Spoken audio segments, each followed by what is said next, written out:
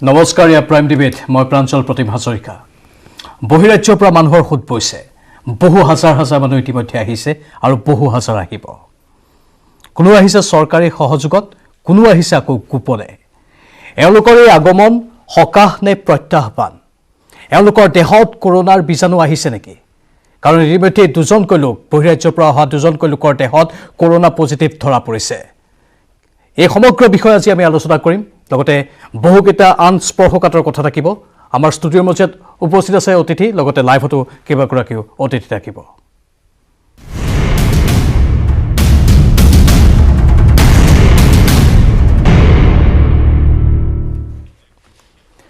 চিনাকি কৰি দিছোঁ আমাৰ সৈতে ষ্টুডিঅ'ত উপস্থিত আছে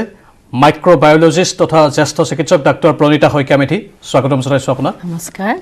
লাইভত আমাৰ সৈতে আছে বিজেপিৰ বিধায়ক শিলাদিত্য দেৱ স্বাগতম জনাইছোঁ আপোনাকো আৰু আমাৰ ধুবুৰীৰ সাংবাদিক জ্যোতিৰ্ময় চক্ৰৱৰ্তীও আমাৰ সৈতে লাইভত আছে তেওঁকো স্বাগতম জনাইছোঁ এটা অত্যন্ত চিন্তনীয় কথা মই প্ৰথমে ষ্টুডিঅ'তে আলোচনাখিনি কৰিম বাইদেউ একাংশ লোক যিসকল বাহিৰৰ পৰা আহিছে তেওঁলোকৰ দেহত এতিয়াই হয়তো কৰোনা পজিটিভ নোলাবও পাৰে কিন্তু এটা অভিযোগ উত্থাপন হৈছে যে বহু লোকে পেৰাচিটামল খাই আহিছে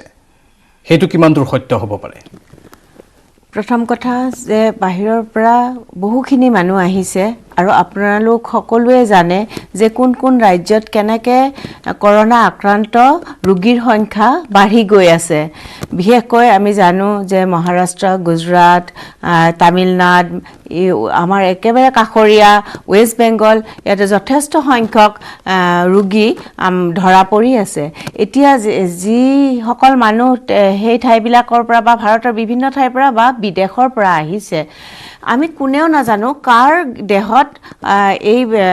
কৰোনা কোভিড-19 এই ভাইৰাছ সোমাই আহিছে কাৰণ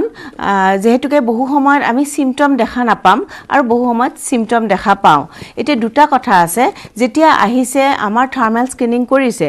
থাৰ্মেল স্ক্ৰিনিং কৰোঁতে কিছু আমি শুনিছোঁ যে পেৰাচিটামল খায়ো আহিছে পেৰাচিটামল খাই আহিলে তেতিয়া টেম্পাৰেচাৰটো নাপাব কিন্তু পেৰাচিটামল নাখালেও যে এনেকুৱা নহয় যে প্ৰত্যেকৰে জ্বৰ হৈ আহিব বহুতখিনিমান কেৰিয়াৰ থাকিব পাৰে গতিকে থাৰ্মেল স্ক্ৰিনিং কৰিছে খুব ভাল কথা তাতে আমি কিছুখিনি ধৰা পৰিব আৰু কিন্তু কিছুখিনি যাৰ সিম্পটম নাথাকে তেওঁলোক কিন্তু ধৰা নপৰে গতিকে যেহেতুকে এই মানুহখিনি আহিছে তেওঁলোকৰ কফ বা এয়া নাথাকিব পাৰে কিন্তু কিছুদিন পিছত ধৰা পৰিব পাৰে আশংকা থাকে এইখিনি কথা অত্যন্ত ডাঙৰ যেহেতু এতিয়াও আমি ক'ব নোৱাৰো যে কি যিমান সংখ্যক লোক আহিছে প্ৰত্যেকৰে দেহত কিবা নহয় কিবা এটা লক্ষণ থাকিব স্ক্ৰিনিং কৰা হৈছে কিন্তু একেলগে হয়তো চেম্পল টেষ্টিং সকলোৰে বাবে সম্ভৱ নহয় সেয়েহে চেম্পল টেষ্টিং নকৰা লোকসকলৰ বাবে কিছু চিন্তাজনক এটা খবৰ হ'ব পাৰে মই বিজেপি বিধায়ক শিলাদিত্য দেৱৰ কাষলৈ যাব বিচাৰিছোঁ দেৱ ডাঙৰীয়া বহু মানুহ আহিছে ইতিমধ্যে আমি কৈছোঁ আৰু নিজামুদ্দিনৰ পিছত বহিৰাজ্যৰ পৰা অসমত আৰম্ভ হৈছে সংক্ৰমণ দুজনকৈ লোক ইতিমধ্যে বহিৰাজ্যৰ পৰা অহাৰ পাছতে এই কোভিড-19 পজিটিভ ধৰা পৰিছে প্ৰথমে কি অভিমত প্ৰকাশ কৰিব আপুনি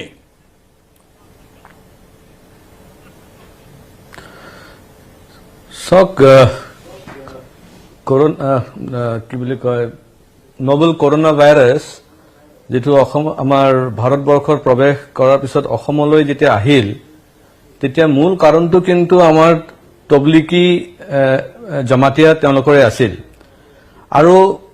যদি মেজৰ কেছ আমি যিমানখিনি চালো মেইনলি তবলিকি আছিলে আৰু তাৰ লগতে ইন্টাৰলিংকড আছিল এতিয়া যদি ভালকে ট্ৰেক কৰা যায় এজন দুজন মানুহ হয়তো দেখা যাব যে আউটসাইড তবলিকি কিন্তু কোটবাত না কোটবাত লিংকটো আছে আৰু ইউপিৰ মুখ্যমন্ত্ৰী ডাঙৰীয়া একদম স্পষ্ট কথাত কৈছে যে তবলিকি কাৰণে আজি ইউপিটো তেওঁলোকে সাফাৰ কৰি আছে আৰু তেওঁলোকে বিভিন্ন ৰাজ্যত গৈছে তামিলনাডুত গৈছে কেৰালাত গৈছে আৰু বেসিক্যালি এই তবলিকি বিলাকৰ কোনো বাস বিচাৰ নাই তেওঁলোকৰ কোনো ধৰণৰ নিট এণ্ড ক্লিননেছ বুলি কথা নাই কথাটো হ'ল তেওঁলোকৰ যেটো আদব কায়দা আমিতো সকলোৱে জানো আৰু এটো নহয় যে সকলো মুছলিম মানুহ তেওঁলোকক স্বীকৃতি দিছে বা সাপোৰ্ট কৰে এটো এটা মানে সৰু পাৰ্সেন্টেজ তেই কাৰণে মই একদম কমিউনিটি হিচাপে কোৱা নাই কিন্তু এটো কথা ঠিক যে তবলিকিৰ যেটো এজেন্ডা আছিলে হেতু কিন্তু সময় ধৰা পৰিল কাৰণে আমি বহুখিনি বাছি গলো কিন্তু এতিয়া কথাটো হৈছে কি যে থাৰ্ড ফেজত আমি দেখা পাইছো যে ক্ৰমে বাঢ়ি গৈ আছে এতিয়া ভাৰতবৰ্ষত প্ৰায় 50,000 পাৰ কৰিলে অসমত আমি ৰোধ কৰিব পাৰিছো এটো কাৰণে মই নিশ্চয় গোটেই অসমবাসীক ধন্যবাদ দিম যে তেওঁলোকে কিছুমান বস্তু চৰকাৰৰ মানে পালন কৰিছে আৰু বিশেষকৈ মুখ্যমন্ত্ৰী আৰু হেমন্ত ডাঙৰীয়া তেওঁলোকে যি ধৰণে পদক্ষেপ লৈছে বা যি ধৰণে গাইডলাইন বিলাক তেওঁলোকে ইস্যু কৰিছে আমাক মানে প্ৰটেক্ট কৰি ৰাখিছে এতিয়া অসমৰ বাহিৰত আমাৰ বহু ল'ৰা ছোৱালী মানুহ তেওঁলোকে কাম কৰিব গৈছে আৰু মই আচৰিত পাইছো যে এইবাৰ এই কৰোনা ভাইৰাছৰ আক্ৰান্ত হোৱাৰ পিছত যেতিয়া ভাৰতবৰ্ষত লকডাউন হল তেতিয়াহে গম পোৱা গৈছে যে আমাৰ কিমান ল'ৰা ছোৱালী মানুহ তেওঁলোকে বাহিৰত আছে আৰু বিশেষকৈ কেৰালাত আছে বা এই ধৰণৰ তামিলনাডু হায়দৰাবাদ এইবিলাক সেনচিটিভ এৰিয়াত আছে তেওঁলোকে লেবাৰ কাম কৰিব গৈছে এইকাৰণে আমি এতিয়া দেখা পাইছো যে আমাৰ এটা হিউজ পপুলেশ্যন আৰু সেই হিউজ পপুলেশ্যন যদি ঘূৰি আহে দৃষ্টিভংগী বাৰু ৰাখিব লাগিব আপুনি অলপ মানৱীয় দৃষ্টিভংগীৰ ফালে যিহেতু কথাটো আনিছে আমি সেইটো চাবই লাগিব বাৰু তেওঁলোকৰ প্ৰতি সহানুভূতি আমাৰো আছে সকলোৰে আছে কিন্তু যিটো আশংকা সেই আশংকাটোৱে এক ভয়াৱহ বাৰ্তা কঢ়িয়াই আনিছে আজি ৰাজ্য চৰকাৰৰ তৰফৰ পৰা স্বাস্থ্যমন্ত্ৰীগৰাকীয়ে নিজেই কৈছে যে যিসকল লোক য'তে আছে তাতেই থাকিলে ভাল কাৰণ ইয়া অতি জটিল সময় এতিয়াহে পৰিস্থিতি ভয়াৱহ দিশলৈ গতি কৰিছে এই মুহূৰ্তত অসমত 3,30,00,000 মানুহ আমি সুৰক্ষিত কৰিব পাৰিছো 3,20,00,000 মানুহক আমি সুৰক্ষিত কৰিব পাৰিছো এই 3,20,00,000 মানুহ এক্সপ'জড হৈ যাব যদি 5,00,000 মানুহ বাহিৰৰ পৰা আহি যায় তেতিয়া আমি 5,00,000 মানুহৰ কাৰণে আমি মানে আমাৰ হিউমেনিটেৰিয়ান ফিলিংটো দেখাব লাগিব নে আমি 3,20,00,000 মানুহৰ কাৰণে আমি কৰিম হেতু আমি চাব লাগিব কাৰণ কোটবাত আমি হাৰ্ড ষ্টেণ্ড এটা ল'ব লাগিব কাৰণ আমি 5 লক্ষ মানুহ লৈ আহিলো তাতে যে কমসে কম 100 জন যে কৰোনা ভাইৰাছ আক্ৰান্ত নাহিব তাৰ কোনো গ্যাৰান্টি নাই আৰু সেই মানুহখিনি যদি ভাল মানুহ হয় তেতিয়াহলে হয়তো তেওঁলোকে সেলফ কোৱাৰেণ্টাইন কৰিব বা হোম কোৱাৰেণ্টাইন কৰিব কিন্তু যদি বেয়া মানসিকতাৰ মানুহ হয় তেতিয়াহলে তেওঁলোকে আকৌ তেওঁলোকৰ এজেন্ডা পূৰণ কৰিবৰ কাৰণে তেওঁলোকে বিভিন্ন ঠাইত আকৌ সোমাই যাব আৰু অসমটো ধ্বংস কৰিব এইটো এটা ভয়াৱহ ইংগিত আপুনি লাইনত থাকক আমাৰ সৈতে মই আমাৰ সাংবাদিক জ্যোতিৰ্ময় চক্ৰৱৰ্তীৰ সৈতে যোগাযোগ স্থাপন কৰিছো বিশেষকৈ যিসমূহ সীমামূৰীয়া অঞ্চল সেই সীমামূৰীয়া অঞ্চলসমূহত আমি দেখিবলৈ পালো ইতিমধ্যে আমি বিশেষ প্ৰতিবেদনো সম্প্ৰচাৰ কৰিছো যে গোপনেও বহু লোক আহিছে নদী কাষৰীয়া যিসমূহ অঞ্চল আছে তুলুঙা নাৱেদি প্ৰৱেশ কৰিছে বা আন কিছু পথেদি প্ৰৱেশ কৰিছে প্ৰকৃততে মূল পথতহে তাত এনেধৰণৰ চেকিংৰ ব্যৱস্থা আছিল কিন্তু এইসমূহ যিসমূহ অঞ্চল যিসমূহ সীমামূৰীয়া আন অঞ্চল আছে সেইসমূহত কিন্তু চেকিংৰ ব্যৱস্থা নাই সেইসমূহেদি বহু লোক প্ৰৱেশ কৰিছে জ্যোতিৰ্ময় হয় নিশ্চয়কৈ প্ৰাঞ্জল এটা কথা অতি গুৰুত্বপূৰ্ণ বিগত 7 দিনত আসলতে বিধায়ক ডাঙৰীয়া কোৱাৰ নিচিনা যেটো আমাৰ অভিজ্ঞতা হল সীমান্তত শ্ৰীৰামপুৰ বা ছাগলিয়াত বিগত 7 দিনে আমি বিভিন্ন বাতৰি সংগ্ৰহ কৰিবলৈ তাত যেটো সংগ্ৰহ মানুহ পালো আসলে কেৱল মাত্ৰ অসমৰ মানুহ নহয় গোটেই উত্তৰ পূৰ্বাঞ্চলৰ মানুহ এই দুটা সীমান্ত দি প্ৰৱেশ কৰে 7খন ৰাজ্যৰ মানুহ প্ৰৱেশ কৰে সেই মানুহৰ প্ৰতিজন মানুহে আসলে কিমান দূৰ সচেতন হেয়া কিন্তু ডাঙৰ কথা তেনে মুহূৰ্তত দেখা গৈছে যে মানুহ জাকে জাকে মানুহ আহিবলৈ আৰম্ভ কৰিছে লাখে লাখে মানুহ আহিবলৈ আৰম্ভ কৰিছে এই মানুহসমূহ যিসমূহ মানুহ বাস বা আন গাড়ী বা আন মটৰেদি আহিছে তেওঁলোকে কিন্তু মটৰেবল যেটো নেশনাল হাইৱে আছে শ্ৰীৰামপুৰ চেকগেট নহলে ছাগলিয়া চেকগেটেদি আহিছে কিন্তু আন মানুহখিনি শ্ৰীৰামপুৰ আৰু ছাগলিয়াক বাদ দিলে এই অসমৰ লগত বংগৰ সীমান্ত প্ৰায় 45 কিলোমিটাৰ এই 45 কিলোমিটাৰ সীমান্তত বিভিন্ন গাঁও আছে বিভিন্ন উপপথসমূহ আছে বিভিন্ন জান জুৰি নৈ তাতে আছে আৰু সেইবিলাকেদি কিন্তু মানুহ প্ৰৱেশ কৰিছে আৰু বহু মানুহ প্ৰৱেশ কৰি গৈছে বুলি ইতিমধ্যে তথ্য এটা আছে তেনে ক্ষেত্ৰত কালিৰ পৰা দেখা গৈছে আৰক্ষীয়ে যথেষ্ট সচেতন হৈছে বিভিন্ন পথ উপপথসমূহ বন্ধ কৰি দিছে মুখ্যমন্ত্ৰী অহাৰ পিছত মুখ্যমন্ত্ৰী মহোদয়ে তেওঁ নিজেই ধুবুৰী আৰু কোকৰাঝাৰ দুটা জিলাৰ উপায়ুক্ত আৰু আৰক্ষীৰ লগত কথা পাতিছে বিশেষকৈ এই অঞ্চল এই উপপথসমূহ বন্ধ কেনেকৈ কৰা যায় হেয়ালৈ কিন্তু আলোচনা হৈছে আৰু আজিৰ পৰা দেখা গৈছে সমগ্ৰ উপপথ বন্ধ কৰি দিয়া হৈছে বাহ বান্ধি দিয়া হৈছে সেই কামটো কৰা হৈছে কিন্তু প্ৰাঞ্জল এটা কথা কিমান মানুহ সোমাই গল সেই মানুহখিনি কোন কোন গাঁৱত গল বা কোন কোন জিলালৈ গুচি গল আৰু এটা কথা যিখিনি মানুহৰ হাতত কোনো নথিপত্ৰ নাই আমি যেনেকুৱা কালি এটা বাতৰি সংগ্ৰহ কৰিবলৈ গৈ শ্ৰীৰামপুৰত আমি এটা বস্তু পাইছো শিলিগুৰিৰ মাটিগাৰাত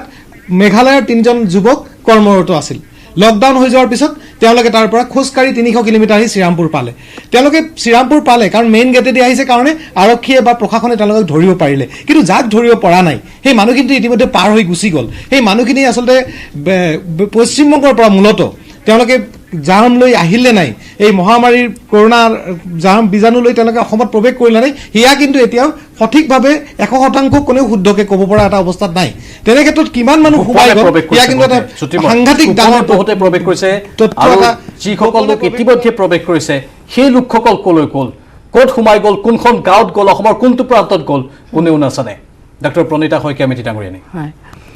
এতিয়া যিখিনি গোপনে আহিলে সেইকাৰণে আমাৰ সামাজিক দায়বদ্ধতাটো সকলোতকৈ বেছি কাৰণ এখন গাঁৱত যেতিয়া নিজৰ ল'ৰাই আহক বা কাষৰ মানুহে আহক তেতিয়া সেই গাঁওখনৰ মানুহে চিনি পায় যে তেখেতে বাহিৰত আছে গতিকে এই সাৱধানতাখিনি আমি প্ৰত্যেকেই ল'ব লাগিব মই সদায় কৈ আহিছোঁ যে মানে যেতিয়া হোম কোৱাৰেণ্টাইন হ'ব হোম কোৱাৰেণ্টাইন মানে এনেকুৱা নহয় যে ঘৰৰ মানুহখিনিৰ লগত মিক্স কৰি থাকিব বা গাঁৱৰ মানুহখিনিয়ে যিহেতুকে গম পাব যে এখেত বাহিৰৰ পৰা আহিছে তো নিজৰ যিটো সামাজিক দূৰত্বটো বজাই ৰাখিব লাগিব আৰু মাস্ক পিন্ধিবই লাগিব আৰু মই এটা কথা ইয়াৰ মাজতে কওঁ যে মাস্কখন পৰিধান কৰোঁতে যদি আমি কথা কোৱাৰ সময়ত মাস্কখন তললৈকে আনি পেলাই কথা কওঁ তাতে একোৱেই লাভ নহ'ব কাৰণ কিমানে বুজি পাইছে আমিতো কৈ আছো আপোনালোকে কৈ আছে ৰাজ্য চৰকাৰে কৈ আছে ইমান দিন যিমান পাৰো সিমান কৈছো যে মাস্কখন পৰিধান কৰিব পৰিধান আপুনি কোনজনে সামাজিক দূৰত্ব বৰ্তাই ৰাখিছে আৰু যদি কোনোবা কেজন মানে কথা পাতি আছে তেওঁলোকৰ মাস্ক এখন তলত আছে যদি আছে তেতিয়াহ'লে আছে গতিকে এইটো এটা নিজৰ দায়িত্বৰ কথা কাৰণ কিয় পৰীক্ষা কৰিলেও কেতিয়াবা ধৰা নপৰিব পাৰে আৰু ইপিনে থাৰ্মেল স্কেনিঙতো ধৰা নপৰিব পাৰে সেই তাৰ মানে নহয় যে তেওঁৰ গাত নাথাকিব পাৰে কিন্তু তেওঁৰ চিমটম নাথাকেও বেলেগক এই বিয়পাব পাৰে গতিকে এইটো অনুৰোধ যাতে যিসকল মানুহ বাহিৰৰ পৰা আহে তেখেতসকলে যিখিনিয়ে হোম কোৱাৰেণ্টাইন থাকিব বা যিসকল এতিয়া মনে মনে আহিছে এইটো মানে নহয় তেখেতসকলৰো সামাজিক দায়িত্ব বহুত আছে আজি এতিয়া যি ধৰা পৰিল মানে গম নাপালে গতিকে তেওঁলোকে এনেকৈ যাতে আকৌ আগৰ সেই পৰিস্থিতিলৈকে নাযায় জামাতীসকল যেনেকৈ ধৰণে আহিছিল এতিয়া যদি বাকীখিনি মানুহেও আহি এনেকৈ সমাজৰ বিভিন্ন ঠাইত যদি এই কিবা কাৰণত যদি পজিটিভ হৈ আহিছে তেতিয়াহ'লেতো স্প্ৰেড কৰিব কেৰিয়াৰ আপোনালোকে বুজিব যে চিমটম একো নাথাকিব কিন্তু তেওঁৰ গাত ভাইৰাছ মানে ডিঙিত ভাইৰাছ থাকিব বা গাত ভাইৰাছ থাকিব গতিকে এইখিনি একেবাৰে আমাৰ দায়িত্ব আৰু সেইকাৰণে মই আকৌ এবাৰ কৈছোঁ যে মাস্ক পৰিধান কৰিব সামাজিক দূৰত্ব মানি চলিব হাত ঘনাই ধুব আৰু যিসকল কোৱাৰেণ্টাইনত থাকিব মানে ফেচিলিটি কোৱাৰেণ্টাইনত থাকিব তেখেতসকলে যাতে এই লুডু খেলি কেৰম খেলি ওচৰ হৈ নাহে কাৰণ 20জন ল'ৰা যদি একেলগে থাকে বা 20জনী ছোৱালী যদি একেলগে থাকে তাৰ ভিতৰত কোনোবা এজনৰতো পজিটিভ থাকিব পাৰে তেতিয়া এই 20জন বা 30জনৰ তাত স্প্ৰেড হ'ব কাৰণ 14 দিন তেখেতসকল একেলগে থাকিব গতিকে এই কথাটো মনত ৰাখিব যে কোৱাৰেণ্টাইন যেতিয়া ফেচিলিটি কোৱাৰেণ্টাইনত থাকিব যদি একেলগে থাকে তেখেতসকলেও কিন্তু সামাজিক দূৰত্ব বজাই ৰাখিব মাস্ক পৰিধান কৰিব হাত ধুব আৰু যেনেকৈ মানে এডভাইচ কৰে তেনেধৰণে থাকিব আৰু যিসকলে নিজৰ গাড়ীৰে আহিছে তেখেতসকলক মই অনুৰোধ কৰিছোঁ এইটো আমাৰ দেশ আমি এতিয়ালৈকে আমি গৰ্ব অনুভৱ কৰি আছোঁ যে আমাৰ এতিয়াও খুব কম কেছ হৈছে যিখিনি হৈছে কিন্তু ইয়াৰ পিছত যদি আমি যদি মনে মনে সোমাওঁ আমাৰ তাৰ মাজত যদি কাৰোবাৰ পজিটিভ থাকে কোনেও নাভাবে আজি মই ভাবিম নেকি যে মোৰ মানে গাত আছে বুলি কিন্তু ভাবি ল'ব লাগিব কৰোনা যুদ্ধৰ এয়া হৈছে সবাতোকৈ জটিল সময় এইখিনিয়ে হৈছে কৰোনা যুদ্ধৰ এক স্পৰ্শকাতৰ সময় শিলাদিত্য দেৱ ডাঙৰীয়া দেশৰ উদ্যোগ খুলিছে ব্যৱসায় আৰম্ভ হৈছে সেয়েহে আন ৰাজ্যত থকা বিভিন্ন উদ্যোগৰ অসমীয়া কৰ্মচাৰীক আকৌ এবাৰ চিন্তা কৰিবলৈ আজি অনুৰোধ জনোৱা হৈছে মন্ত্ৰী হিমন্ত বিশ্ব শৰ্মাৰ তৰফৰ পৰা মন্ত্ৰীগৰাকীৰ মতে অন্য ৰাজ্যত থকা সকলো লোক অসমলৈ আহিলে তেওঁলোকৰ কোৱাৰেণ্টাইন কৰা ঠাইৰো অভাৱ হ'ব সেইটো এটা ডাঙৰ প্ৰশ্ন ডাঙৰ কথা এইটো এক্স্যাক্টলি কাৰণ কোৱাৰেণ্টাইন কৰাটো যদি গভৰ্ণমেণ্টে কোৱাৰেণ্টাইন কৰে তেতিয়াহ'লে বহুত ফাইনেন্সিয়েল বাৰ্ডেন ল'বলগীয়া হয় গভৰ্ণমেণ্টৰ আৰু দ্বিতীয়টো হৈছে নকৰিলেও আকৌ নহয় কাৰণ মই যেনেকৈ ক'লো যে বহু মানুহ আছে তেওঁলোকে নিজে ভলেণ্টাৰীলি তেওঁলোকে হোম কোৱাৰেণ্টাইনত যায় আৰু সেইটো মেইনটেইন কৰে কিন্তু বেছিভাগ দেখা গৈছে যে তেওঁলোকে কেৰালাৰ পৰা বিভিন্ন ৰাজ্যৰ পৰা আহি আৰু মই এটা কথা ক'ব বিচাৰিছোঁ যে প্ৰথম লকডাউন যেতিয়া পিৰিয়ড আছিলে আমাৰ হোজাইত 14 জন মানুহ ধৰা খাইছিল তেওঁলোকে কৈছে যে শিলচৰৰ পৰা ৰেলৱে লাইনৰ ৰেলৱে ট্ৰেক দি পেলাই তেওঁলোক হোজাই হৈ পেলাই মালদা গৈ আছিলে আৰু সেইখিনি মানুহ কেনেকে পাৰ হৈ পেলাই হোজাই লৈ পালে আমাৰ ওচৰত খুব আচৰিত আছিল যে মানে তেওঁলোকে ৰেল লাইনৰ কাষে কাষে আহি গৈছে 14 জন মানুহ আৰু এইকেইটা মানুহ যে বাংলাদেশৰ নহয় সেইটো কোনো গ্যাৰান্টি নাই কাৰণ আপুনি একবাৰ যেতিয়া ভাৰতবৰ্ষত সোমাই যায় তেতিয়া কোন বাংলাদেশী আৰু কোন ভাৰতীয় তেনেকুৱা ধৰাটো খুব টান হয় কিন্তু মোৰ এনেকুৱা লাগিছে যে আমাৰ অসমৰ ক্ষেত্ৰত আমি কিন্তু বহুত এটা জিওগ্ৰাফিক্যালি আমাৰ লোকেশনটো বহুত সেনসিটিভ হৈ আছে এই কাৰণে আমাৰ বাংলাদেশ বৰ্ডাৰটো টোটালি মানে সিল কৰিব লাগিব বা একদম এনেকুৱা ধৰণৰ ব্যৱস্থা কৰিব লাগিব যে কোনো ৰোহিংগিয়া হোক বাংলাদেশীয়ে হোক তেওঁলোকে ইতিমধ্যে যেন সোমাব নোৱাৰে কাৰণ আমাৰ অসমত এটা পৰিৱেশ আমাৰ সৃষ্টি হৈছে আমি গ্ৰীণ বেল্টত গ্ৰীণ জোনত আছো ত্ৰিপুৰালৈ যদি আমি চাওঁ হিলাদিত্য দেৱ ডাঙৰীয়া ত্ৰিপুৰাত এজনৰ পাছত আন এজন BSF জোৱান আক্ৰান্ত হৈছে বৰ্ডাৰ সিকিউৰিটি ফোৰ্স যিসকল সীমাত থাকে যিসকলে আমাৰ বাবে অতন্ত্ৰ প্ৰহৰী হৈ থাকে আপোনাৰ কথাৰ সৈতে এইটো কথাৰ কিবা লিংক থাকিব পাৰে নেকি ডেফিনেটলি থাকিব পাৰে কাৰণ আপোনালোকে জানে যে ইৰানৰ নিচিনা দেশত ভয়ানক আক্ৰান্ত হৈছে মিডল ইষ্টত ভয়ানক আক্ৰান্ত হৈছে ডুবাইৰ নিচিনা দেশত মানে আক্ৰান্ত হৈছে বাংলাদেশটো এটা থাৰ্ড ওয়াৰ্ল্ড কান্ট্ৰি তেওঁলোকৰটো স্বাভাৱিক তেওঁলোকে কৰিবই আৰু তেওঁলোকৰ যেটো মই কৈছো বাস বিচাৰ একো নাই তেওঁলোকৰ হাইজিন বুলি একো কথা নাই এই কাৰণে সেই মানুহখিনি যদি বৰ্ডাৰ যদি সোমাই আহে আমি যদি ধৰিব নোৱাৰো তেওঁলোকক যদি ৰোধ কৰিব নোৱাৰো সেইখিনি মানুহবোৰত আমাৰ ডাঙৰ থ্ৰেট এটা আছে এই কাৰণে আমি সতৰ্ক হ'ব লাগিব আমাৰ বৰ্ডাৰ এৰিয়া বিলাকত স্পেশালি ধুবৰী কৰিমগঞ্জ এই অঞ্চল বিলাকত আমি চাব লাগিব ত্ৰিপুৰা অঞ্চলটো চাব লাগিব এই কাৰণে আমি এটা ক্ৰাইসিছত আছো এইটো কিন্তু আমি খুব আৰু এটা কথা ঠিক আমাৰ আকৌ জিয়াব লাগিব কিন্তু এই কৰোনা ভাইৰাছক লৈ পেলাই আমি এইটো ভুল কথা হ'ব যে অহাকালি কৰোনা ভাইৰাছ শেষ হৈ যাব আৰু আমি মানে আকৌ সব খুলি গল আমি আমাৰ নৰ্মেল লাইফ আমি লিড কৰিব পাৰিম তেনেকুৱা নহয় আজিও যেনেকৈ আমি ইনফ্লুৱেঞ্জা লৈ পেলাই বাস কৰিব লাগে মানে আপুনি সহাৱস্থান কৰাটো কথা কৈছে কৰোনাৰ লগত আমি সহাৱস্থান কৰিব লাগিব না তাৰমানে কি হৈছে আমি এটা বেলেন্সত লাহে লাহে যাব লাগিব আমি যেটো গাইডলাইন আছে গাইডলাইনটো পালন কৰিব লাগিব আমাৰ বাইদেউ যেনেকৈ কৈছে যে মাস্ক পিনিব লাগিব এতিয়া বস্তু মই মাস্কটো খুলিছো কাৰণ নিজৰ ঘৰতে আছো কোনো নাই তেনেকৈ কিন্তু কথাটো হ'ল যে এইটো হয় যেতিয়া আমি বাহিৰত যাম বা ঘৰতো যদি আমাৰ বেছি মানুহ আছে আমি এই বস্তুবিলাক মেইনটেইন কৰিব লাগিব আমাৰ সোশ্যাল ডিসটেন্সটো মেইনটেইন কৰিব লাগিব আৰু বাকি আমি হাত ধোৱাৰ কথাটো ডেফিনেটলি যদি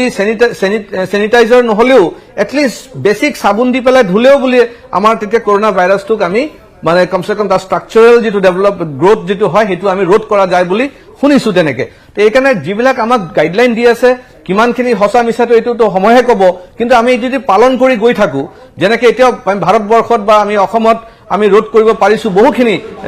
লৈ সেইখিনি কিন্তু আমি তেতে ধৰিব পাৰিম কিন্তু কোনোবাই যদি ভাবিছে যে মোদীয়ে কৈছে কাৰণে এইটো পালন নকৰো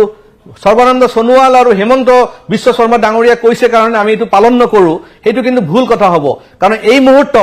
মুহূৰ্তত ইয়াতে কোনো ধৰণৰ ভাষা ধৰ্ম জাতি কোনো কথা নাহে ইয়াত মাত্ৰ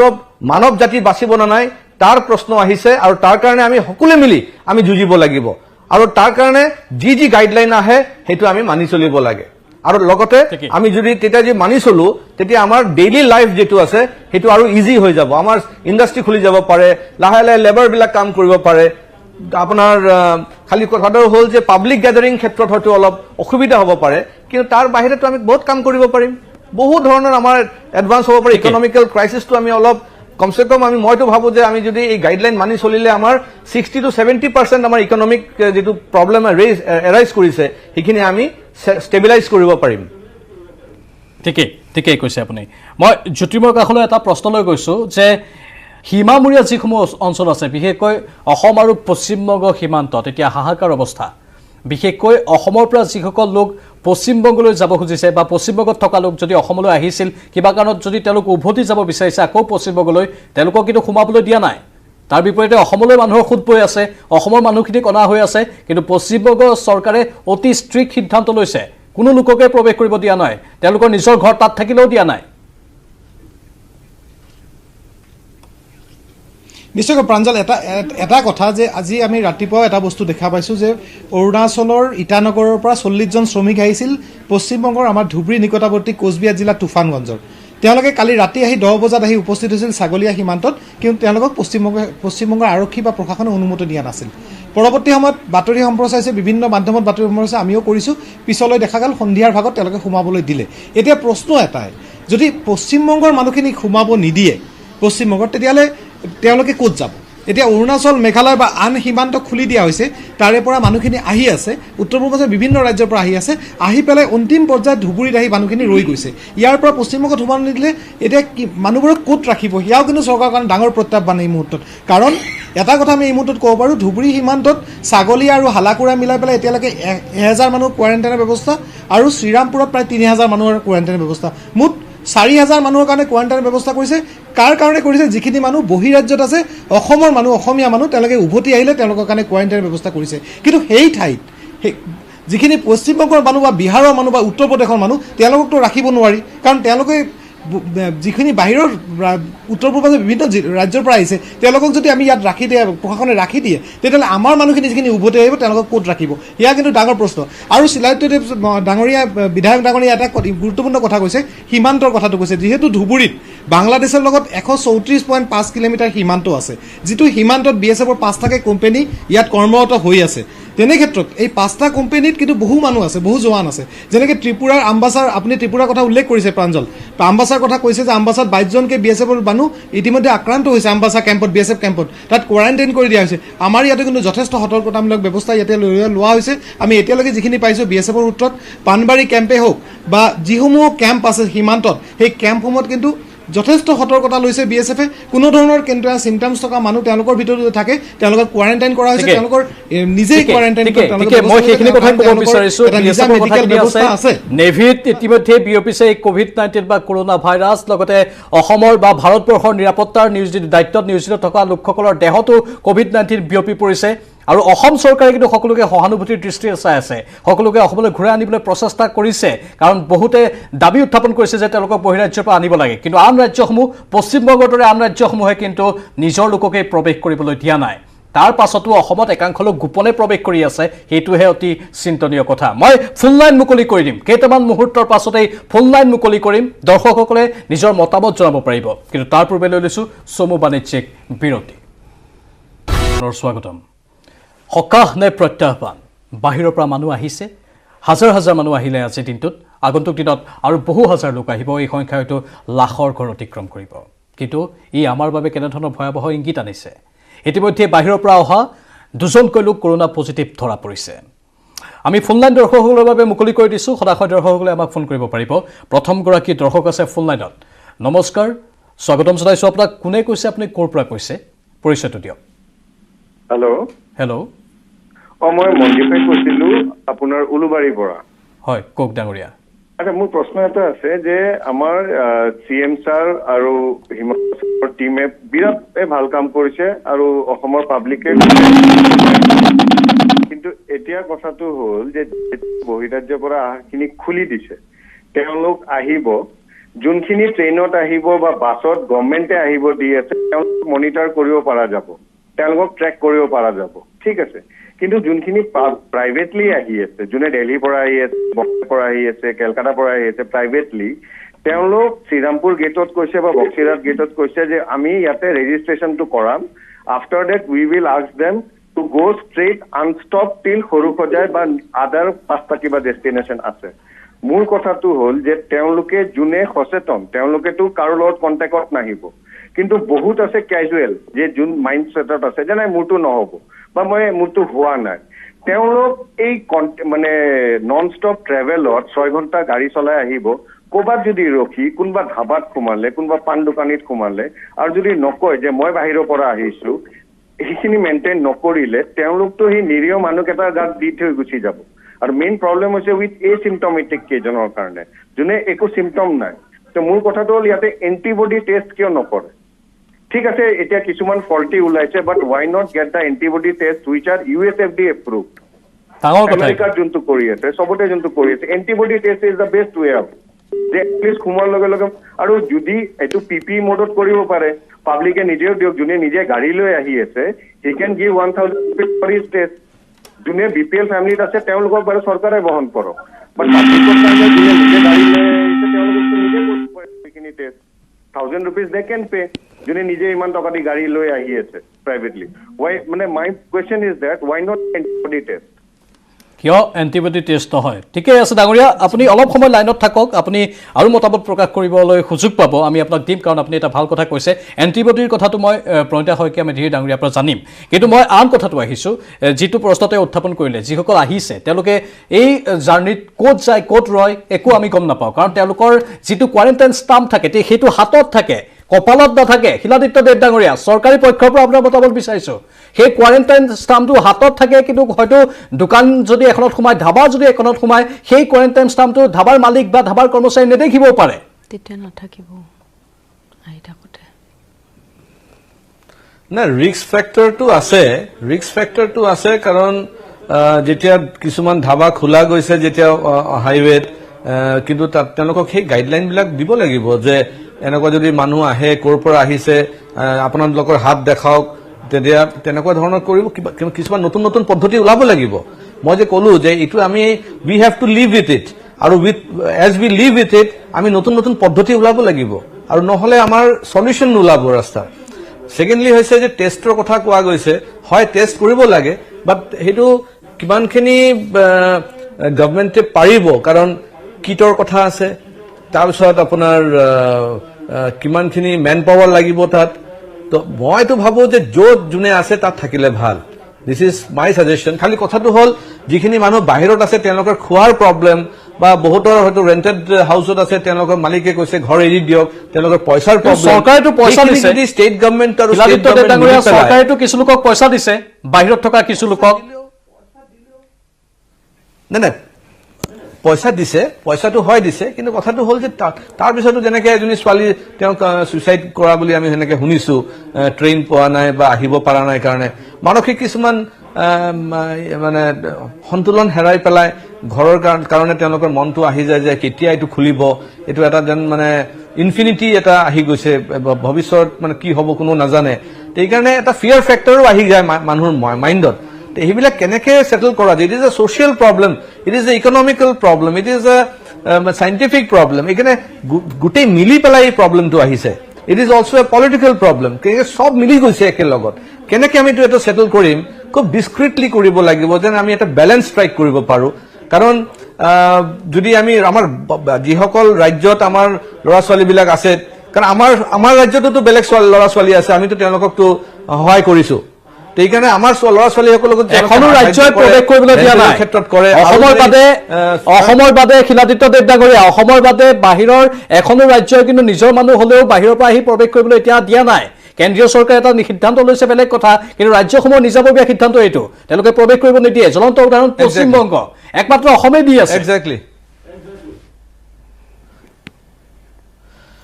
না, সেইটো কাৰণে কাৰণ আমাৰ হেল্থ মিনিষ্টাৰ তেওঁ নিজেও কৈছে যে য'ত যোনে আছে থাকিলে ভাল। সেইকাৰণে মইতো পাৰ্চনেলি সকলোকে, মোৰ ফেমিলিও এতিয়া বাহিৰত আছে, মই এতিয়া আনিবলৈ বিচৰা নাই, কাৰণ এইটো ৰিস্ক ফেক্টৰ বহুত আছে। সেইকাৰণে য'ত যোনে আছে ভাল থাকিব পাৰিব তাত। কিন্তু ৰাস্তাত যদি চাপ'জ কোনোবা ট্ৰেইনত আহি আছে, ট্ৰেইনতো আক্ৰান্ত হ'ব পাৰে। আজি এজন ল'ৰা বা ছোৱালী যদি ধৰক হায়দৰাবাদৰ পৰা আহি আছে, তেওঁ হয়তো এতিয়া সুস্থ আছে, কিন্তু ট্ৰেইনত হয়তো তেওঁৰ লগত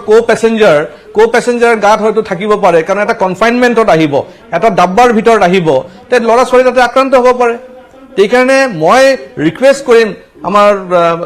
প্ৰত্যেকজন ব্যক্তিক, যিসকল আহিব বিচাৰিছে, আৰু এবাৰ চিন্তা কৰি ল'ব, কাৰণ ঘৰত অহাৰ কাৰণে হয়তো 1 মাহ 2 মাহ যদি আৰু ৱেইট কৰে, তেতিয়াহ'লে হয়তো আমি ভালৰ পিনে যাম। কিন্তু এই মুহূৰ্তত যদি আহে, ট্ৰেইনতো কিন্তু কৰোনা ভাইৰাছ আক্ৰান্ত হ'ব পাৰে, আৰু যেতিয়া ঘৰ পাব তেতিয়া হয়তো বেমাৰ হৈ যাব পাৰে, আৰু 10জনকো আৰু বেমাৰ কৰি দিব পাৰে। আপুনি ব্যক্তিগতভাৱে বিচাৰে যে এতিয়া বাহিৰত থকা লোকসকল অসমলৈ আহিবলৈ নালাগে, নহয় জানো? এইটো আপোনাৰ ব্যক্তিগত অনুভৱ? এক্সেক্টলি নালাগে, কাৰণ চাওক, আমাৰ ওচৰত ইমান কেপাচিটি নাই যে আমি লাখ লাখ মানুহ কোৱাৰেণ্টাইন কৰিব পাৰিম বৰ্ডাৰত, কাৰণ সেই ইনফ্ৰাষ্ট্ৰাকচাৰ এভেইলেবিলিটি নাই। আপুনি ধৰক 3000 মানুহ কোৱাৰেণ্টাইন কৰিব, 500 মানুহ কোৱাৰেণ্টাইন কৰিব, কিন্তু বাকী মানুহক আপুনি এৰি দিব লাগিব হোম কোৱাৰেণ্টাইন কৰিবৰ কাৰণে। বাই দ্য টাইম তেওঁ বৰ্ডাৰৰ পৰা তেওঁৰ ঘৰলৈ গৈ পাব, তেওঁ ৰাস্তাৰ মাজতে বহুতখিনি তেওঁ মানুহক ইনফেক্ট কৰিব পাৰে এইকাৰণে মই ভাবো যে য'ত যোনে আছে আৰু এটা কথা কি চাওক আজি বহুত মানুহ গাইডলাইন মানা নাই কাৰণে আজি বম্বেৰ দুৰৱস্থা হৈছে দিল্লীৰ দুৰৱস্থা হৈছে বিভিন্ন য'ত স্লাম এৰিয়া আছে তাতে দুৰ্ঘটনাবিলাক ঘটি আছে গোটেই মানুহ যদি অলপ সংযম ৰাখি পেলাই অলপ কাৰণ আমি চকুত দেখা নাপাওঁ মানুহে কৰোনা ভাইৰাছ চকুৰে দেখা পোৱা নাই কাৰণে ইমান গুৰুত্ব দিয়া নাই চাগে কিন্তু অদৃশ্য শত্ৰু আৰু জ্বলন্ত উদাহৰণ নিউজ চাই শিলাদিত্য দেৱ ডাঙৰীয়া জ্বলন্ত প্ৰমাণ এই নিজামুদ্দিন মাৰ্কাজৰ কেছটো এটা জ্বলন্ত প্ৰমাণ বাহিৰৰ পৰা অহাৰ পাছত কি হ'ল এতিয়া আকৌ বাহিৰৰ পৰা আহিছে বহিৰাজ্যৰ পৰা আকৌ মানুহৰ সুদ বৈছে একেই হ'বলৈ গৈ আছে নেকি নিজামুদ্দিন মাৰ্কাজৰ দৰে নাই নিজামুদ্দিন মাৰ্কাজৰ এইটো এজেণ্ডা বেছ আছিলে এইটোৰ লগত আমি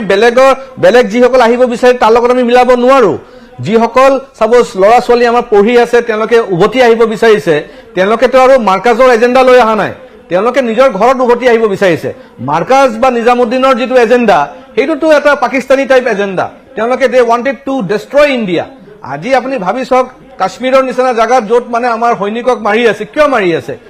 গোটেই বিশ্ব আমি যুঁজি আছো কেনেকে আমি কৰোনা মুক্ত হ'ম কেনেকে আমি কৰোনাৰ লগত যুঁজিম আমাৰ মানৱ জাতিক আমি বচাম সেই মানৱ জাতি আমি বচাবৰ কাৰণে আমি লাগি পৰিছো কিন্তু এইপিনে পাকিস্তানে আমাৰ জৱানক হত্যা কৰিছে তাৰমানে তেওঁলোকৰ এজেণ্ডা হৈছে মানে জিহাদী এইকাৰণে আমি মাৰ্কাজৰ লগত আমি এই ল'ৰা ছোৱালীৰ লগত তুলনা কৰিব নোৱাৰো কিন্তু হয় ক'ত কেতিয়া কেনেকে ইনফেক্টেড হৈ যাব সেইখিনি আমি নাজানো সেইকাৰণে মই আৰু ভাবো যে আৰু যদি এক মাহ মানে মানুহ ধৈৰ্য ধৰি পেলাই কামবিলাক আমি কৰি যাওঁ আমি গাইডলাইনবিলাক যদি পালন কৰো হয়তো আমি ইয়াৰ পৰা মুক্ত পাব পাৰোঁ চৰকাৰে সহানুভূতিৰ দৃষ্টিৰে চাইছে কিন্তু চৰকাৰৰ এগৰাকী মন্ত্ৰী আৰু এজন বিধায়ক শাসকীয় দলৰ এজন বিধায়কৰ এই মন্তব্য যোন য'ত আছে তাতেই থাকক আপোনালোক নাহিব এনে পৰিস্থিতিত অহাটো বৰ এটা ভাল নহ'ব আপোনালোকৰ বাবে আমাৰ সকলোৰে বাবে এইটো মন্তব্য শাসকীয় পক্ষৰ পৰা আহিছে কিন্তু সহানুভূতিৰ দৃষ্টিৰে তেওঁলোকে কিন্তু মানুহক আনিবলৈ সকলো প্ৰয়াস চলাই আছে যি কি নহওক আন এগৰাকী সদায় দৰ্শক আছে মই এণ্টিবডিৰ কথাটো আপোনাৰ সৈতে কিছু সময় পাছত পাতিম দৰ্শকগৰাকীৰ ফোনটো লৈ লৈছোঁ নমস্কাৰ কোনে কৈছে আপুনি ক'ৰ পৰা কৈছে হেল্ল' মই গণেশপাৰা কৈছো মিষ্টাৰ তালুকদাৰ ডাঙৰীয়া কওক হয় আপোনালোকৰ মই প্ৰগ্ৰেমটো চাই আছো বুজিছে হয় ডাঙৰীয়া যেটো বাহিৰ ৰাজ্যৰ পৰা অহা যিখিনিৰ পৰা যেটো আমাৰ অসুবিধা হ'ব পাৰে সেই বিষয়ে বিভিন্নজনে মত ব্যক্ত কৰি আছে বুজিছে হয় কি মোৰ কথাটো নিজৰ ঘৰলৈ আহিবলৈ ইচ্ছা কৰিছে আহি আছে কিন্তু যিবোৰ সকল ভদ্ৰলোক গুৱাহাটীখনত যে আপোনাৰ লকডাউন নামানি যিটো পৰিস্থিতিৰ মানে তেওঁলোকে কৰিছে সেইটোৰ বিষয়ে এটা কথা নকয় কিয় সেইটো আমি পাতিম সেইটোৱেতো সবাতোকৈ ডাঙৰ কথা আপুনি মুখা পিন্ধা ভদ্ৰলোকসকলৰ কথা কৈছে যিসকলে এতিয়া টিঘিল ঘিলাই ঘূৰি ফুৰিছে যিসকলৰ দ্বাৰা বেছিকৈ ৰোগ বিয়পাৰ সম্ভাৱনা আছে সেইখিনি আমি পাতিম আপোনাক কথা দিছোঁ অশেষ ধন্যবাদ আপুনি এইখিনি মন্তব্য প্ৰকাশ কৰাৰ বাবে মই ডক্টৰ প্ৰণীতা শইকীয়া মেধি ডাঙৰীয়ানীৰ পৰা সেইখিনি কথা জানিম এণ্টিবডি কথাও আছে দুটা কথা আছে একেলগে আপোনাৰ পৰা মই সেইখিনি কথা বুজ ল'ম তাৰ পূৰ্বে কিন্তু সময় হৈছে চমু বাণিজ্যিক বিৰতিৰ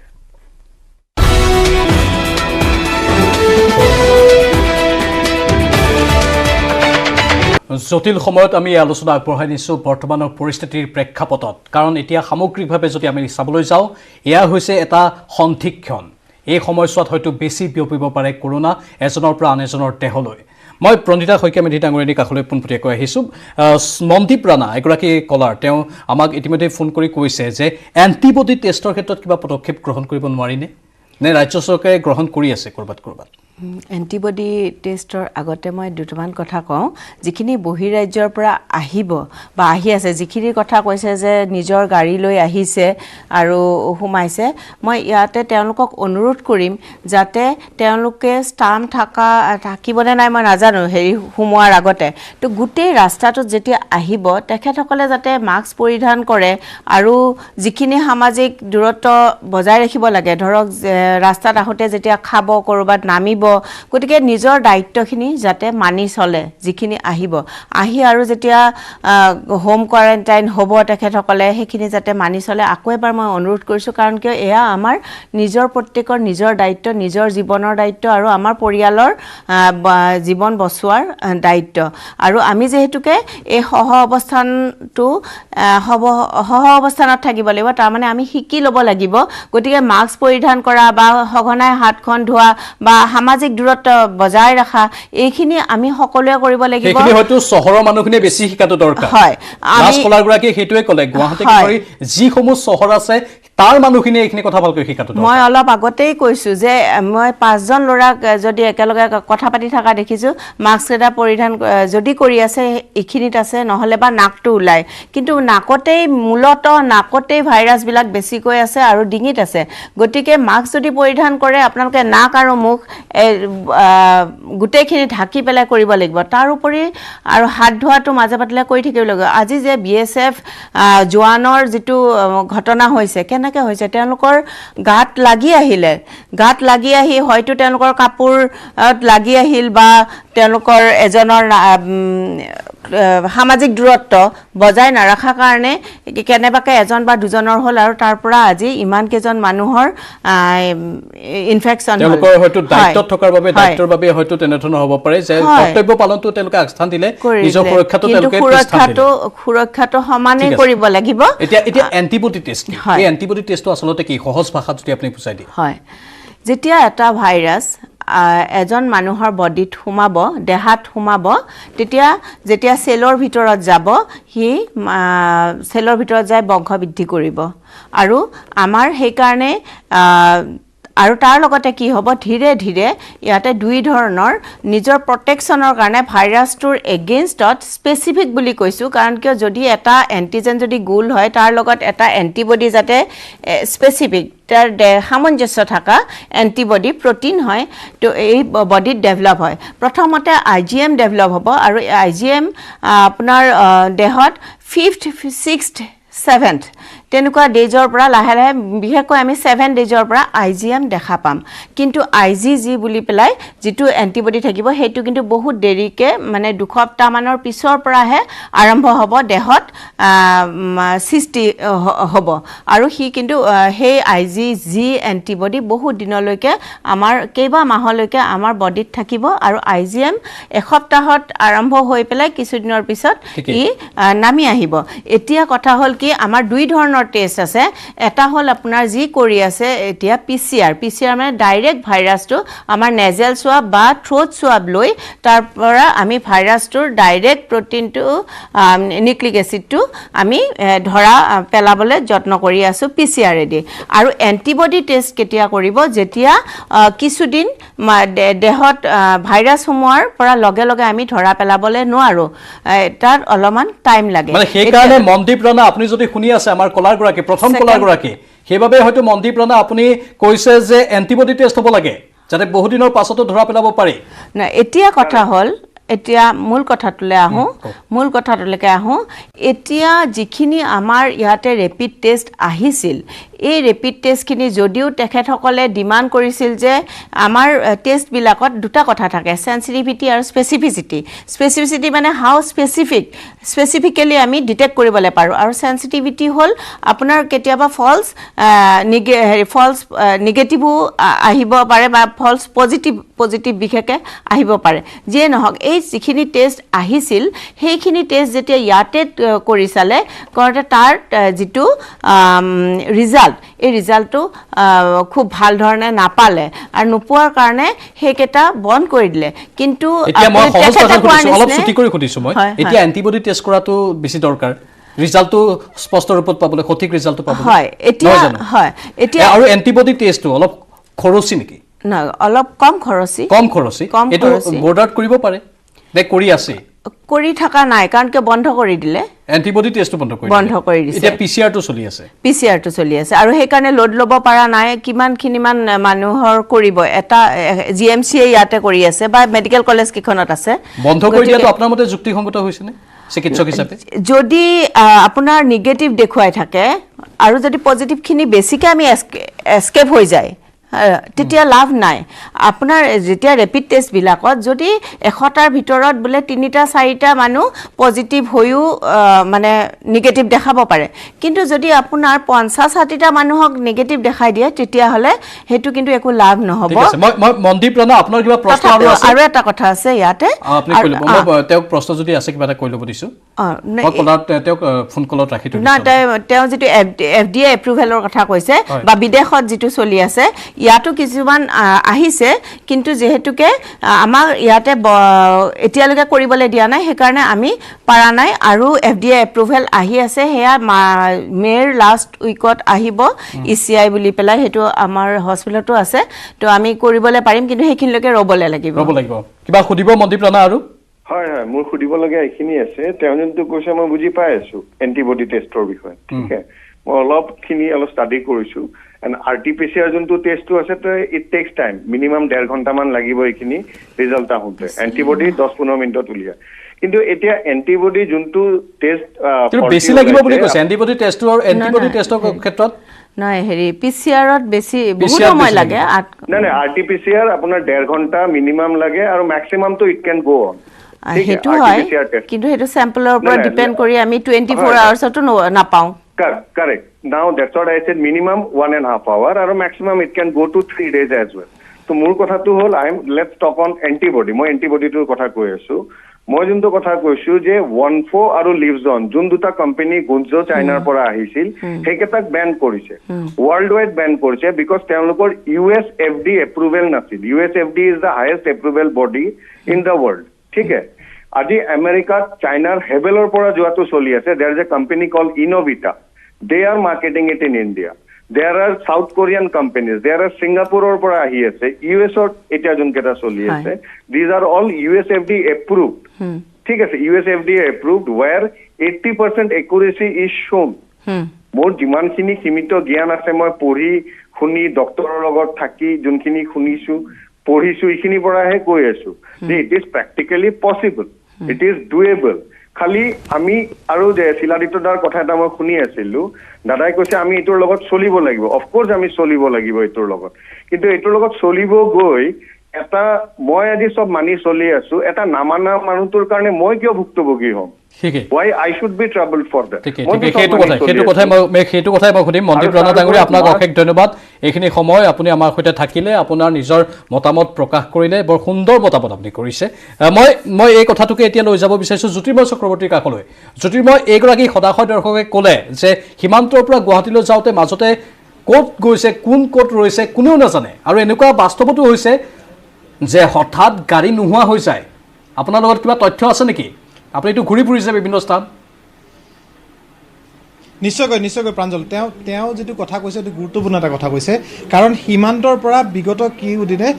গাড়ী আসলতে সীমান্তৰ ছাগলীয়া বা শ্ৰীৰামপুৰৰ পৰা গুৱাহাটী কোৱাৰেণ্টাইন চেণ্টাৰ সৰুহজাইলৈ পঠাই দিয়া হয় কিন্তু মাছ পথৰ গাড়ীবোৰ নোহোৱা হৈ যায় এনেকুৱা কিন্তু আজি 4-5 দিন এনেকুৱা এটা খবৰ আছিল তাৰ কাৰণে কিন্তু আজি চৰকাৰে বিশেষ ব্যৱস্থা লৈছে আজিৰ পৰা প্ৰতিখন গাড়ী যিবোৰ গাড়ী সৰুহজাইলৈ পঠোৱা হ'ব বা যোৰহাটলৈ পঠোৱা হ'ব বা তেজপুৰলৈ পঠোৱা হ'ব বিভিন্ন জোনৰ কাৰণে যে পঠোৱা হ'ব তেওঁলোকৰ কাৰণে বিশেষ এস্কৰ্টৰ ব্যৱস্থা কৰিছে 4-5খন 10খন 20খন গাড়ী একেলগে হ'লে একত্ৰিত হ'লেহে তেওঁলোকক পুলিচৰ সহায়ত পুলিচৰ এস্কৰ্ট দিবলৈ পঠোৱা হৈছে কিন্তু এইটো আজিৰ পৰাহে আৰম্ভ হৈছে কিন্তু বিগত 10 দিনে আসলতে যি কলাৰজনে তেওঁ যে কথাটো কৈছে তেওঁ কিন্তু এটা গুৰুত্বপূৰ্ণ কথা কৈছে কাৰণ এইটো এটা চিন্তাৰ বিষয় বিগত 10 দিনে বহু এনেকুৱা গাড়ী হ'ল যে সীমান্তৰ পৰা গ'ল কিন্তু মাছ পথতে হেৰাই গ'ল তেওঁ এই গাড়ীখন গৈ গুৱাহাটী নাপাল সেই গাড়ীখন গৈ তেজপুৰ নাপাল বা যোৰহাট নাপাল তেনে ক্ষেত্ৰত সেই গাড়ীবোৰ ক'ত গ'ল সেই গাড়ীবোৰত কোন ব্যক্তি আহিছিল সেয়া কিন্তু ডাঙৰ চিন্তাৰ কথা আমি সীমান্তৰ গোপন পথৰ কথা কৈছো যে গোপন পথতে মানুহ সোমাই আছে সেয়া যেনেকুৱা গুৰুত্বপূৰ্ণ তেনেকৈ এই যিখিনি আসলতে মানুহ যোনে গাড়ী লৈ ব্যক্তিগত বাহন লৈ আহিছিল সেই মানুহখিনিক যিখিনি পঠোৱাই দিয়া হৈছিল প্ৰতিজন মানুহ সীমান্তৰ লগত যিখিনি তাতে চেকআপৰ কাৰণে গুৱাহাটী বা যোৰহাট বা তেজপুৰত ব্যৱস্থা কৰা হৈছে সীমান্তৰ লগত তেওঁলোকৰ যিখন চাৰ্ট সেইখন টালি কৰা হৈছেনে আসলে এই মানুহখিনিক তাত বিচাৰি পোৱা গৈছেনে প্ৰতিজন মানুহ যদি সেইটো টালি কৰা হয় তেতিয়া দেখা যাব বহু মানুহ মাছ পথৰ পৰা নোহোৱা হৈছে এয়া কিন্তু ডাঙৰ চিন্তাৰ কথা কাৰণ আজিৰ পৰা কিন্তু সেই গোটেই বস্তুটো কিন্তু চৰকাৰৰ আসলতে নলেজতো আছে বুলি ক'ব লাগিব কাৰণ আজিৰ পৰা দেখা গৈছে আৰক্ষীয়ে সীমান্তৰ পৰা গাড়ীক এস্কৰ্ট কৰি পেলাই গুৱাহাটীলৈকে লৈ গৈ আছে কাৰণ এটাই কাৰণ এই কথাটো ইতিমধ্যে ঘটিছে আৰু এটা কথা যিটো ইতিমধ্যে আমি আলোচনা কৰি আছিলোঁ যে সীমান্তত যে চেকআপ কৰা হৈ আছে আচলতে থাৰ্মেল স্কেনাৰেদি স্কেন কৰা হৈ আছে কেৱল মাত্ৰ এটা টেম্পাৰেচাৰ জোখা হৈছে যে 37ৰ তলত আছে বা যিটো টেম্পাৰেচাৰ থাকিব লাগে চিকিৎসক মহোদয় আমাৰ লগত আছে উপস্থিত তেওঁ ভালকৈ জানিব এইটো তাত দেখা হৈছে কিন্তু ইমান সংখ্যাত মানুহক দেখা সম্ভৱ নে ইয়াত সেইটো কিন্তু ডাঙৰ কথা কাৰণ ট্ৰাকৰ চালকৰ পৰা আৰম্ভ কৰি প্ৰতিখন ব্যক্তিগত বাহন ট্ৰাক চালকে যেটো ট্ৰাকৰ চালক বাদ দিয়ক জ্যোতিৰ্ময় কোনোবাই ট্ৰাকৰ তলতো সোমাই আহিছে জ্যোতিৰ্ময় কোনোবাই ট্ৰাকৰ তলত সোমাই আহিছে কোনোবাই টেংকাৰৰ ভিতৰত য'ত তেল আনে খালি টেংকাৰৰ ভিতৰত সোমাই আহিছে আৰক্ষীয়ে ধৰা পেলাইছে নিশ্চয় প্ৰাঞ্জল ট্ৰাকৰ টেংকাৰৰ ভিতৰত সোমাই আহিছে হুটৰ ওপৰত উঠি আহিছে মালবাহী গাড়ীৰ ভিতৰত সোমাই আহিছে পিয়াজৰ বস্তাৰ ভিতৰত মানুহ সোমাই আহিছে এনেকুৱাকৈ মানুহ সোমাই আহিছে যিখিনি মানুহ প্ৰতিজন মানুহ কিন্তু স্কেন কৰা সম্ভৱ হোৱা নাই সেই তেনে ক্ষেত্ৰত সেই মানুহবোৰ ক'ত গ'ল সেয়া কিন্তু এটা কিন্তু বিচাৰি উলিওৱা বা সেয়া কিন্তু নিয়ন্ত্ৰণ কৰা বা সেই তেওঁলোকক যিসমূহ গাঁৱত গৈছে বা যিসমূহ অঞ্চলত গৈছে তাত লোকেলি পুলিচ লগাই পেলাই হওক বা আন মই সেৱা জনাইছো যদি মই অলপ লাইনত থাকক মই সেৱা জনাইছো আমাৰ দৰ্শকসকলক মই সেৱা জনাইছো আমাৰ দৰ্শকসকলক অনুৰোধ কৰিছো দৰ্শকসকলক যে দয়া কৰি আপোনালোকে আহক আপোনালোকৰ অহাত আমি বাধা দিবলৈ কোনো নহয় আমি আপোনালোকক হেঁচা প্ৰয়োগ কৰিব নোৱাৰো কিন্তু এই বাস্তৱ প্ৰতিচ্ছবিখন এবাৰ অনুভৱ কৰক বাস্তৱ চিত্ৰখন এবাৰ চাওক কি হৈ আছে কৰোনাৰ ফলত কিয় আমি এইখিনি কথা ক'বলৈ বাধ্য হৈছো কিয় চৰকাৰে ক'বলৈ বাধ্য হৈছে য'তে আছে তাতে থাকিলে মংগল হ'ব মই সেৱা জনাইছো আপোনালোকে এবাৰ নিজে বিবেচনা কৰক নিজে চিন্তা কৰক আমি মাত্ৰ অনুৰোধহে কৰিব পাৰো কিন্তু আমি কাকো হেঁচা প্ৰয়োগ কৰিব নোৱাৰো সকলোৰে অধিকাৰ আছে সেই অধিকাৰ সকলোৱে সাব্যস্ত কৰক কিন্তু এবাৰ ভালদৰে চিন্তা কৰি চাওক বিশেষকৈ গোপনে অহা লোকসকলে বা ব্যক্তিগত বাহন লৈ অহা লোকসকলে লৈছো বাণিজ্যিক বিৰতি অতি সোনকালে উভতি আহিম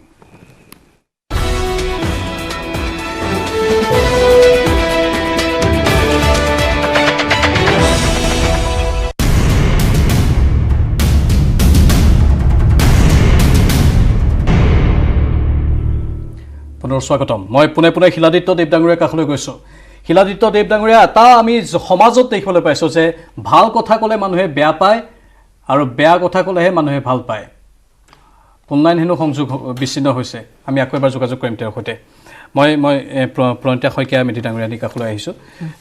এটা কথা যে এতিয়া আমাৰ সীমান্তৰ কথা ক'লে আমাৰ জ্যোতিৰ্ময় যে সীমান্তত কেৱল থাৰ্মেল স্কেনাৰৰ জৰিয়তে টেম্পাৰেচাৰটো চোৱা হৈছে কিন্তু সেইখিনি পৰ্যাপ্ত নে আমাৰ মেন পাৱাৰ অলপ কম আছে আমি ভালদৰে পৰীক্ষাসমূহ কৰিব পৰা নাই এটো কৈছো যে যিখিনি সিমটম থাকিব তাৰ ভিতৰত আপোনাৰ জ্বৰ থাকিব কাহ থাকিব আৰু উশাহ লোৱা কষ্ট হ'ব কিন্তু তাৰ বাদেও যিবিলাক কেৰিয়াৰ থাকিব তেওঁলোকৰ কিন্তু আমি টেম্পাৰেচাৰো দেখা নাপাম কিন্তু যিখিনি কৰিছে থাৰ্মেল স্কেনাৰ দি কৰোতে হয়তো পৰ্যাপ্ত বুলি ক'ব লাগিলে যাক থাৰ্মেল স্কেনাৰ দি স্কেন কৰিছে যদি সেইখিনি সময়ত টেম্পাৰেচাৰ আছে তেতিয়া ধৰা পৰিব কিন্তু সেইখিনি সময়ত টেম্পাৰেচাৰ নাথাকিবও পাৰে গম পাইছে গতিকে গতিকে যিখিনি মানুহ আহে সেইখিনি গোটেইখিনিকে যদি আমি টেষ্ট কৰিবলৈ পাৰিলোহেঁতেন তেতিয়াহ'লে খুব ভাল হয় আৰু সেইটো প্লেন কৰিছে যে টেষ্ট কৰিব আহাখিনি কিন্তু যিখিনি নিজাববীয়াকৈ এনেকৈ আহিছে সেইখিনিক আমি ক'ত ধৰা পেলাব পাৰিম আৰু ইয়াৰ ওপৰতে আৰু এটা কথা কওঁ যেহেতুকে এই এণ্টিবডি টেষ্টৰ আমাক NIV পুনেৰ পৰা 14টা কোম্পানীৰ নাম দিছিলে আৰু সেই কোম্পানীকেইটাৰ ভিতৰত আমিও কৰিবলৈ ইচ্ছা কৰি আছো কিন্তু যেহেতুকে ICMR এতিয়া বন্ধ কৰি থৈছে তো আমি কৰিব পৰা নাই মোৰ এটা অনুৰোধ যেহেতুকে অলৰেডি বহুতখিনি পজিটিভ কেছ আমাৰ অসমতো পালো গতিকে এটা লোকেলি সেই চাইনিজ কিটকেইটাক বাদ দি বেলেগ কিট আমাৰ ইয়াতে ৰিভিউ কৰি চাব পাৰে ৰিভিউ কৰি চালে আমি সেন্সিটিভিটি নিশ্চয় গম পাম আৰু যদি অলৰেডি কৰিছে মই কিন্তু গম পোৱা নাই কিন্তু মোৰ বোধেদি এবাৰ লোকেলি আমাৰ কৰি এন্টিবডি টেষ্টটো কৰিবলৈ দিব লাগে বা ৰিজাল্টটো সমূহীয়াকৈ জনাবলৈ লাগে যাতে কৰিব পাৰো কিটকেইটাক বাদ দি কথাটো অথনি আমাৰ আধৰুৱা হৈ ৰ'ল এন্টিবডি টেষ্ট কৰাত কোনো আচলতে বাধা থাকিব নালাগিছিল আপোনাৰ মতে এন্টিবডি টেষ্টটো হ'ব লাগিছিল যদি স্পেচিফিচিটি আৰু মই যেটো কৈছো তাৰমানে পজিটিভ কেছবিলাক ধৰিব পৰা কেপাচিটিটো যদি বেছি থাকে তেতিয়াহ'লে নিশ্চয়কৈ কৰিব পাৰি কাৰণ কিয় এতিয়া মোৰ কাজিন লণ্ডনত আছে তাহাঁতে হেয়া টেষ্ট কৰিছে বা তেখেতে কোৱাৰ নিচিনাকৈ বিভিন্ন ঠাইত কৰিছে গতিকে আমি এতিয়া ভাৰতত বা মই অসমত যে আমি কৰিব পৰা নাই কাৰণ এনেকুৱা নহয় যে কিট নাথাকিব নেকি ইমানবিলাক কিট ওলাইছে গতিকে হেতু আৰু এবাৰ বিচাৰ কৰি চাবলৈ লাগে যাতে আমি পৰ্যাপ্ত পৰিমাণে মানুহৰ টেষ্টিং কৰিব পাৰোঁ কাৰণ কি এতিয়া এন্টিবডি মই যেটো কৈছো হেতু হয় অৱশ্যে 8 ডেজৰ পৰা আপুনি পজিটিভ পোৱা আৰম্ভ কৰিব হেতু হয় তথাপিও হেখিনি কিছুমানক পিচিআৰ বা তেনেকে কৰিব কিছুখিনি কৰিব পাৰে যিসকল গোপনে আহি এতিয়াও হয়তো সোমাই আছে অসমৰ বিভিন্ন প্ৰান্তত যাক লৈ আমি সন্দেহ কৰিছো সেই সকলক যদি চিনাক্ত কৰিব পাৰি তেওঁলোকৰটো ইতিমধ্যে বহুদিন হয়তো অতিক্ৰম কৰি যাব পাৰে 10 দিন পাছতে চিনাক্ত কৰক তেতিয়া তেওঁলোকৰ ক্ষেত্ৰত এন্টিবডি টেষ্টটো কৰিলে তেওঁলোকৰ ফলাফলটো পজিটিভ পোৱা যাব পাৰে বা আসল ফলাফলটো তেতিয়া তেওঁলোকৰ ওলাব পাৰে মই শিলাদিত্য দেৱ ডাঙৰীয়া অন্তিম প্ৰশ্ন মোৰ আপোনালৈ মানুহে ভাল কথা ক'লে বেয়া পায় বেয়া কথা ক'লে ভাল পায় আজি আপুনি কিন্তু ভাল কথা কৈ আছে